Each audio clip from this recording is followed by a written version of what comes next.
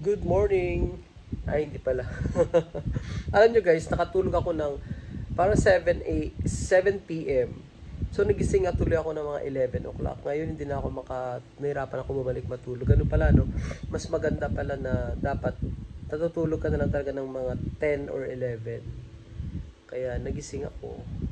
Tsaka pagising ko kanina, parang alam mo yung init ng panahon. Although, naka-aircon ako pero ang init ng katawan ko. So, naligo kagad ako, nag-shower ako. Sarap ng tubig, ang lamig. Diba? Tapos nanood ng TV. So, anyway, hindi pa talaga ako nagko-content ng maayos dahil ang dami ko pang inaayos, guys. Dito lang pa lang sa bahay, ang dami ko na inaayos. Mahirap din mag-isa ka, wala kang kasama, no? Kasama ko lang talaga si Lord. Siya lang talaga kasama ko. Siya lang kausap ko. Alam mo, napakaganda talaga pag si Lord lang kinakausap mo eh. Kasi pag yung may problema ka, tapos sinasabi mo sa kung kanino, sa mga kaibigan mo, sasabihin lang din nila sa iba. And you become their topic, di ba? So, mas maganda talaga yung problema mo, sabihin mo lang kay Lord. That's one thing na naisip ko. At saka yung mga plano mo sa buhay, never mo i-share sa mga kaibigan mo. Never. Kahit sa relative mo, never. Kasi parang ano yan eh, para siyang pagkain na once na na-open mo na, nasisira. Once na-open mo na, na-spoil siya. Yung parang ganon, yung sacredness, tama ba yun? Ng isang plano na udlot or hindi nagiging okay, no? So mas maganda na yun zip. Most of the time, sabi nga dapat nga magsasalita ka lang kung kailangan. So, yun mas maganda. Sabi nga, less talk, less mistake, di ba? So, yun. Kaya, pero talagang marami ako natutunan sa buhay. Minsan pala meron palang late ka na natuto. I mean, may mga bagay-bagay sa buhay natin. Kasi everyday naman, natututo tayo sa mga nangyayari sa atin. Pero, may mga lessons talaga na late mo na realize, no? Pero okay pa rin yun. Walang late. Kumbaga, ano lang yun, part ng na natuto ka. Diba? So, yun. Katulad ako, parang alaki ng changes sa buhay ko dahil tumigil na talaga ako mag-kontrata at nag-decide na ako mag-full-time sa social media.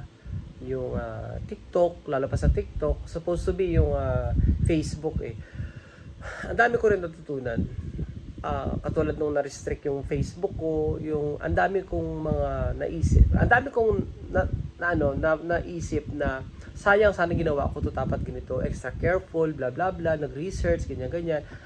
Ang dami kong hindi kinonsider. Yung parang ako kasi yung parang parang hindi ko talaga siya tinitake seriously. Nung nawala na, parang doon ko lang na-realize ko, yung effort ko pala na nilagay. Pero hindi ako, for the record, hindi ako na-restrict dahil sa politics. Basta meron akong pinost na picture na talagang laking violation. Yung parang sa baril yun eh. Yung parang joke lang yun, pero sobrang bawal pala yun. So, anyway, ayun, yun po yun. Pero, alam mo, sa lahat naman na nangyayari sa buhay natin, meron tayong natutunan. So, doon mo na lang laging ilagay ang isip mo para ka ma-stress na natuto ka. Nalaman mo. Kasi kung hindi nangyari yun, hindi mo malalaman. I mean, hindi ka mag-grow, di ba? So, nasa sayo na lang kung paano mo tanggapin yung pagkakamali. Kailangan, lagi nating ilagay sa yung natuto tayo sa pagkakamali. Kaysa doon sa ma-depress ka, at saka isipin mo kagad, paano ko i-switch yung aking time? Dahil eto hindi na pwede. So paano? Kailangan mabilis ka mag-switch para hindi ka ma-stress, di ba? Wag ka mag-dwell doon sa kamalian. Wag ka mag-dwell doon sa result ng kamalian. Doon ka sa move on. Isipin mo kung ano yung next step mo, di ba? Planning. Syempre, higit sa lahat, magdasal ka. No? Kailangan, napaka-importante yung humingi tayo ng guidance no, sa taas. hindi sa tao. Wag mo lapitan talaga yung tao para sa guidance. Walang parang meron din naman no ng mga kaibigan mo na mag-advise, pero mostly hindi yun para iba pa rin talaga guys yung dagdadasal ka, no, mas tawag nito, mas accurate, mas talagang talagang yun yung kailangan mo talaga na sagot sa mga tanong mo pag nagdasal ka, no. God will always hear you and tell you kung anong gagawin. Kailangan you just have to be yung sensitive ka sa boses ni Lord na i-guide ka niya, yung leading ng Holy Spirit para kung paano ka bumangon, paano mo i-continue yung buhay mo, na ma-inspired ka ulit, ma-inspired ka. Kasi ako, for the longest time, nung nawala yung parents ko, ang laki na bawas sa akin na yung desire para, yung goal ba, yung para kumita, yung parang ganon. Pero, na-realize ko nga, ang haba pa pala ng time ko. Feeling ko kasi pag mamamatay na ako, parang gano'n. Ay, nako. Pero, yun na nga. Sa awa ng Diyos, guys, magiging okay din tayo, no? Ayun. Nakakatuwa lang tong TikTok kasi alam mo napaka bait ng Diyos dahil alam mo yung sa TikTok, ang dami mga tinatawag diyan affiliates. Yung nagpo-promote ng product, ang tawag doon affiliates. So ang dami yung pag nag-uumpisa ka lagi mong bibilin yung product, ganyan. Hindi naman ako lagi akong parang on and off yung ginagawa ko sa TikTok. Awan ng Diyos, ngayon marami naman akong mga, kahit paano yung mga product, pag nagre-request ako ng free sample, nag-grant, no? Kasi ang dami talaga din na hindi, So, kailangan mo talaga maging consistent. Kailangan mo ipakita sa kay TikTok na consistent ka.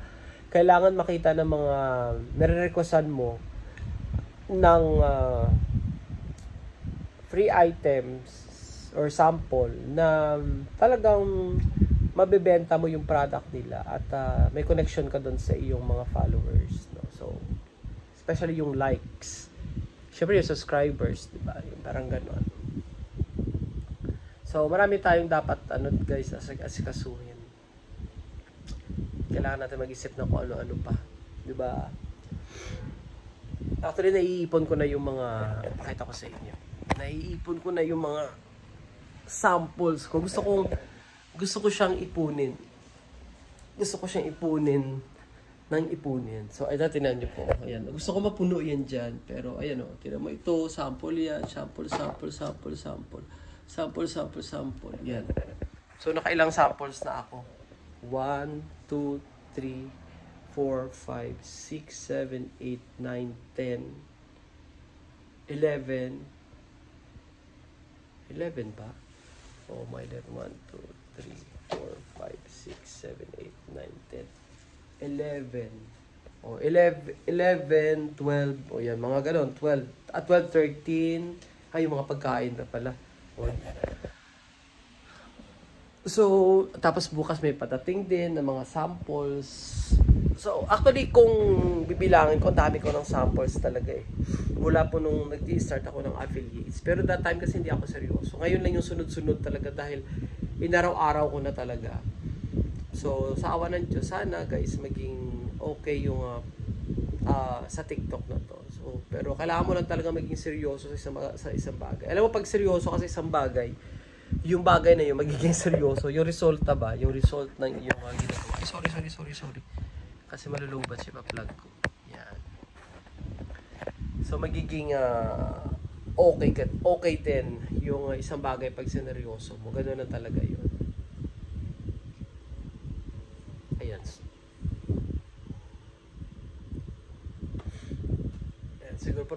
Siguro ready na ako matulog. So, I'll see you guys tomorrow.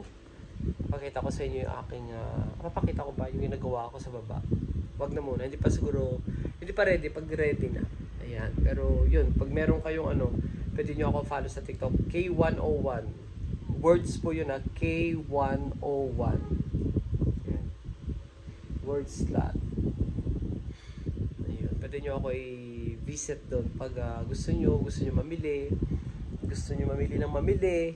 Ayan. So, God bless everyone. Good night. Matutulog na ako. Bye-bye.